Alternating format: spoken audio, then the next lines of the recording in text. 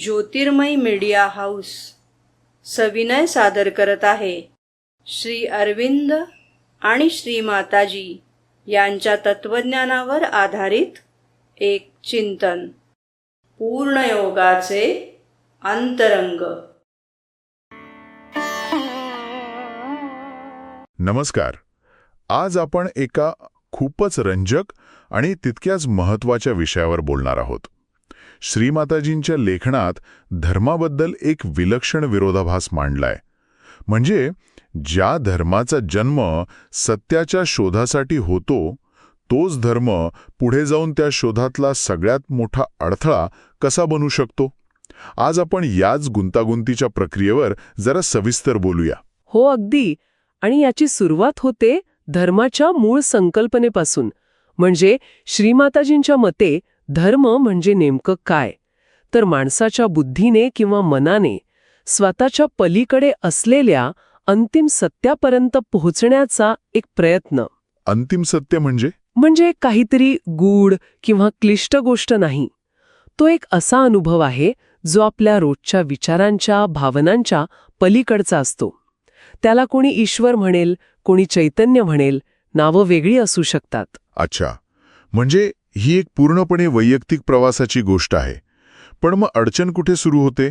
कारण जगात एक धर्म नाहीये, अनेक धर्म आहेत. नेमका हाच मुद्दा आहे.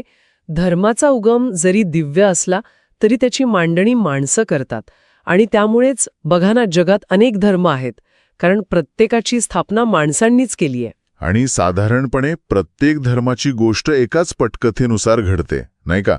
म्हणजे एक महान गुरु किंवा प्रेषित येतात, त्यांना काहीतरी दिव्य सापडतं, एक नवीन मार्ग दिसतो, ती शिकवण लोकांपर्यंत पोहोचवतात. पण मग गुरूंच्या नंतर त्यांचे अनुयायी त्या शिकवणीला एका चौकटीत बसवतात. हे अगदी नदीसारखं आहे. उगम शुद्ध आणि स्वच्छ असतो, बरोबर, पण जशी ती पुढे जाते तसं त्यात बरंच काही मिसळत जातं. हो, मूळ पाणी तेच राहत नाही. अगदी तसंच त्या मूळ शिकवणीतून पंथ, कर्मकांड, सण उत्सव, नियम आणि धोरणं तयार होतात.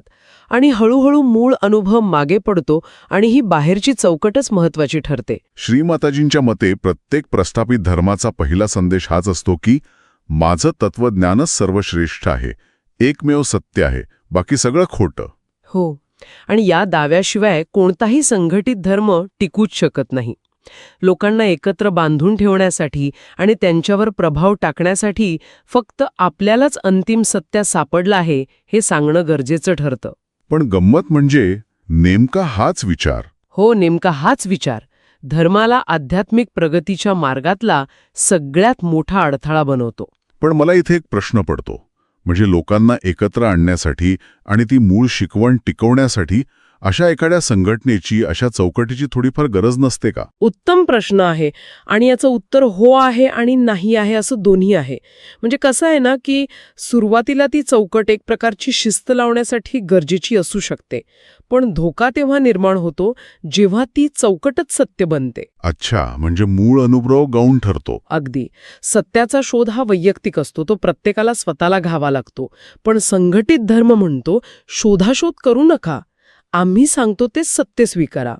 आणि इथेच मूळ हेतू मारला जातो. म्हणजे जो धर्म सत्याकडे नेणारा एक मार्ग असायला हवा, तोच एक बंद दरवाजा बनतो. बरोबर. आणि हा विचार फक्त धर्मापुरता मर्यादित नाहीये, तो आपल्या रोजच्या आयुष्यातही दिसतो. माझा देश श्रेष्ठ, माझी भाषा श्रेष्ठ, माझा विचारच बरोबर. हा तोच मानवी स्वभाव आहे ज्याला धर्म मोठ्या पातळीवर वापरतो. तर या सगळ्या चर्चेतून एक गोष्ट स्पष्ट होते. धर्माची सुरुवात एका दिव्य सत्याच्या शोधातून होते, पण मानवी हस्तक्षेपामुळे तो एक नियमबद्ध संस्था बनतो, जी स्वतःच्या श्रेष्ठत्वाचा दावा करत आध्यात्मिक शोधालाच मर्यादा घालते. हो, आणि हे सगळं समजल्यावर एक महत्वाचा प्रश्न आपल्या सगळ्यांसाठी उरतो. जर संघटित धर्माची चौकट आध्यात्मिक प्रगतीत अडथळा ठरू शकते, तर मग व्यक्तीने त्या दिव्य सत्याचा अनुभव घेण्यासाठी स्वतःचा स्वतंत्र मार्ग कसा शोधावा?